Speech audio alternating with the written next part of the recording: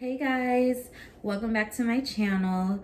So I decided that I would kill two birds with one stone. Literally, I was like, hey, why not film a video while I'm deep conditioning my hair? Because I mean, what else am I gonna do, right? So anyways, if I cough in this video, I apologize. I am still dealing with allergies. I go to the doctor on Monday, so you guys bear with me, please. But hopefully I won't cough. So anyways, today I wanted to do a very serious kind of video. Not really serious, but kind of serious. Basically, I wanted to talk about why I chose to get vaccinated. I want to throw in a disclaimer. I'm not telling anybody to go get vaccinated or anything like that. I'm just letting you all know why I chose to get vaccinated, because it may help somebody with a decision, because maybe somebody doesn't know if they want to get it because they're unsure and stuff like that. So I just want to throw that disclaimer in there. And with that being said, let's get right into this video.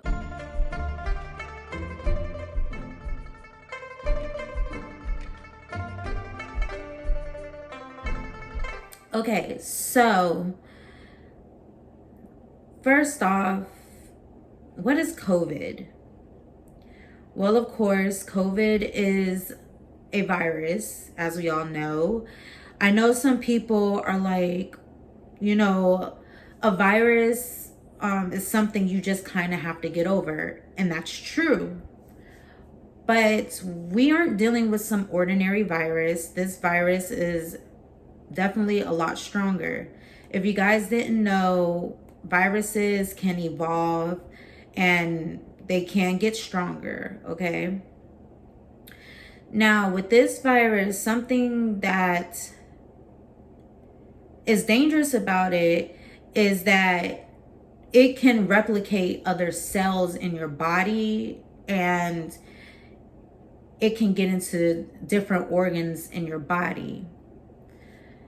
In a way to think about this is like somebody finding the key to your house, replicating it, figuring out where you live or have seen you before and like know where you live, and them just using the key to get inside your house. How scary is that, right? How dangerous is that, right? And that's why this virus is a big deal, because it does that exact thing. It is like a key, and it can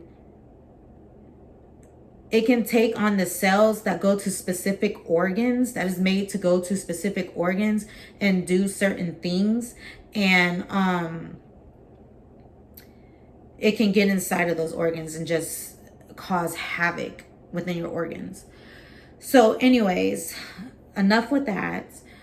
I didn't originally want to get the vaccine because, like everybody else, I was extremely unsure about the vaccine, because I'm like, how safe is this? They only made it in like less than a year, maybe a year or whatever. And I was 100% unsure. But then I thought about it, and if you guys did not know, I have 3 autoimmune disorders, and this virus could literally affect me in any way possible. I already had a history of having pneumonia before. I got plenty of upper respiratory infections, like really, really bad upper respiratory infections. I have like allergies and stuff like that. As you guys know, right now, I'm literally dealing with my sinuses and stuff like that. So I had to put all of that into perspective. I have this history. And some of you guys may be like, well, just because you have a history, I don't have that history. So why do I need to get the vaccine? Well, that's just the thing. How can I say? You don't need to get the vaccine. I'm not telling anybody to get the vaccine, but you don't know how the virus can affect you in any kind of way. Just like I don't know how the virus could affect me in any kind of way. And I don't know how the virus could affect my parents or my aunts or my uncles. And I have to literally think about that because I'm around them and they're in that older category. So with that being said, I have to think about them, not just myself, but them. So, and it's vice versa for my parents because, you know, me and my parents live with each other. So with that being said, they literally have to think about me and the fact that I have 3 autoimmune disorders and stuff like that. And I first spoke with my doctors about it, about me getting the vaccine, what they thought. I looked at some of my groups online, spoke with some people, and see how they reacted to the medicine and stuff like that. And then a couple months after I got my infusion earlier this year, back in like, what was it? February, I got my infusion. It was on my birthday, actually. So, after I got that, a couple months later, I decided to go ahead and go and get the vaccine. My mom was very unsure about it because it only happened 2 months after my infusion. You're supposed to wait like 3 months after. But she talked to my doctor and my doctor said, you know, the sooner the better. So I scheduled an appointment with CVS Pharmacy, and in March, it was March. I think it was it March? Yeah, it was March. I got my first vaccine, and it was Pfizer. With that one, I had no symptoms. I was okay. And the first vaccine is a primer, okay? That literally primes your immune system for the next one, okay? So then like a couple weeks later, few weeks later, and this is where you guys really have to listen. A couple weeks later, I got my second vaccine, and that's the one everybody is terrified of, and I can understand why, because that's the one you typically would get the symptoms with, okay? With the second vaccine, that's the one where they are actually they are putting in like a, how can I say, not a duplicate, but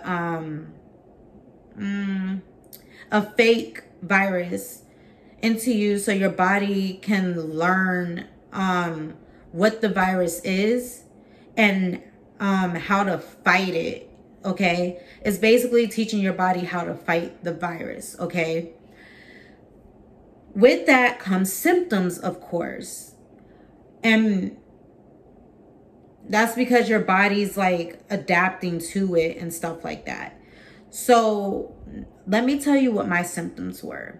And symptoms vary from person to person because not everybody deals with the virus the same. Just like some people who get COVID are in the hospital, whereas some don't get symptoms at all. So with this, I had a headache. I was fatigued a little bit. And what else happened? I know those were the 2 big symptoms that I had, was that I had a headache and I was just fatigued. I did not get a fever or anything like that, which I was very happy about. I just remember being extremely tired. So, that only lasted me for 2 days, and it really wasn't that bad for me. I was still able to do things. And it's like I said, I'm not telling you you're going to have the exact same symptoms that I had, because that's false. But with the vaccine, and I don't know why they aren't telling people this, but something that I did do was, before going out anywhere, like out of town or anything, I still went to the grocery store, but then I would come right home. And I still wore a mask, you guys. I still wore a mask when I went to the grocery store and stuff like that. I wore a mask for that long. I tried to stay indoors because I wanted that vaccine to take to my body properly, because I wanted it to work.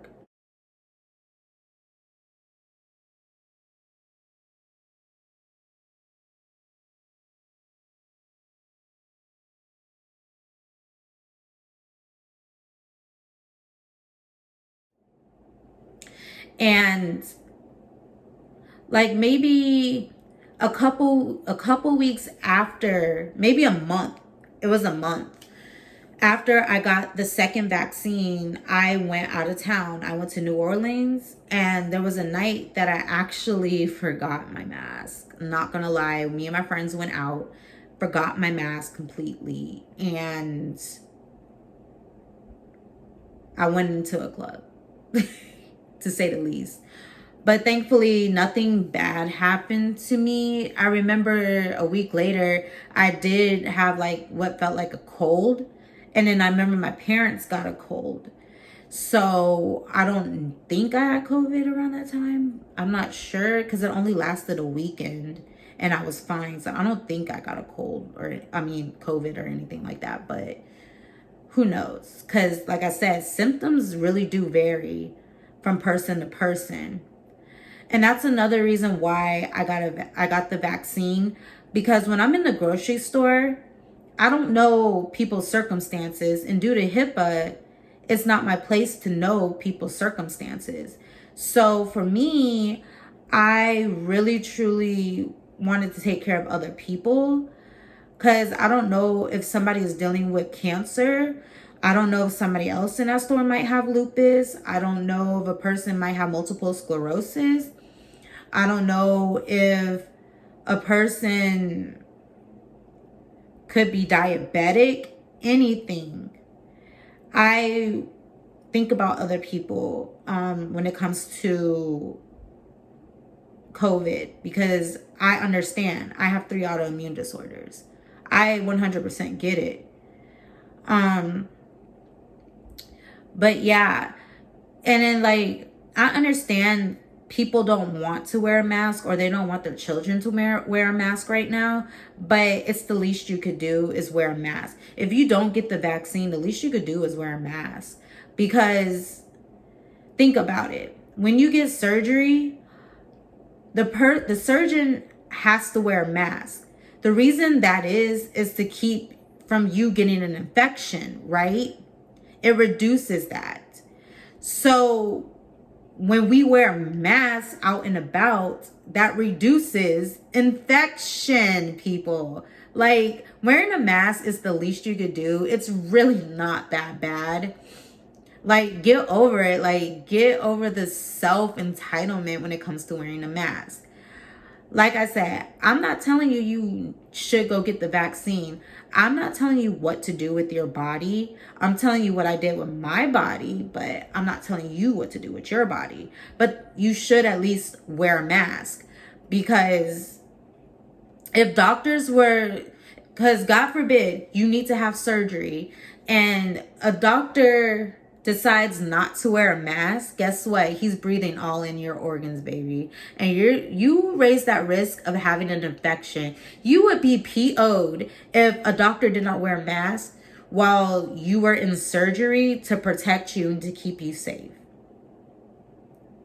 You know, I recently watched a little bit of a documentary about the Spanish flu. And I was just thinking about it, and I was like, my gosh, if all those people would have had a vaccine, they would have probably gotten it to save their lives and their children's lives. The technology that we have today, the fact that scientists are able to come up with a vaccine in a matter of a year to help lessen the symptoms so we don't end up in a hospital dying is incredible. Like, literally. And we have better PPE out there and stuff like that. If you don't know what PPE is, it's personal protective equipment. And I always think about all the people that passed away before the COVID vaccine came out. I'm pretty sure they would love to take the vaccine. They would love to, so they could still be with their families right now. It's the least we could do is to wear a mask. The most we could do is vaccinate ourselves. But once again, I'm not telling anybody to. So, you know, I'm looking at all these children who are in the hospital. My 2-year-old cousin has COVID. And I haven't gotten any updates on him. I'm assuming he's okay, but that's still scary to think about. A 2-year-old having COVID could potentially end up on a ventilator. And I think about all of that. It's our duty as adults to keep the children safe, and to protect them. Because they don't know what's going on. They don't understand, and they look to us as an example to protect them. So this is literally why I chose to get vaccinated. I know some people may not agree with me. Some people might bash me for it, but this is the reason. And honestly, this virus is here to stay, and it's still going to keep evolving. But hopefully there will be a time where it hopefully weakens at some point. As our immune systems start to adapt to it. And that's a big word, you guys. Our immune systems have to adapt to the virus. And really, the vaccine just helps your body, adapt and learn how to fight this virus, even as it grows. That's probably the only way we're going to be able to deal with COVID, honestly. Because as you all know, the common cold is COVID, and that even evolves all the time. It's just not as bad as this COVID. So we just all need to do what we need to do. We need to wear masks at the very least. And instead of thinking about ourselves and what we want, there are other people out there that need to be thought about, especially those who have died, because they unfortunately had to die. And it's really heartbreaking, and it's really sad. And I also got the vaccine for them. Thank you all for watching this video, and I will see you in my next one. Bye.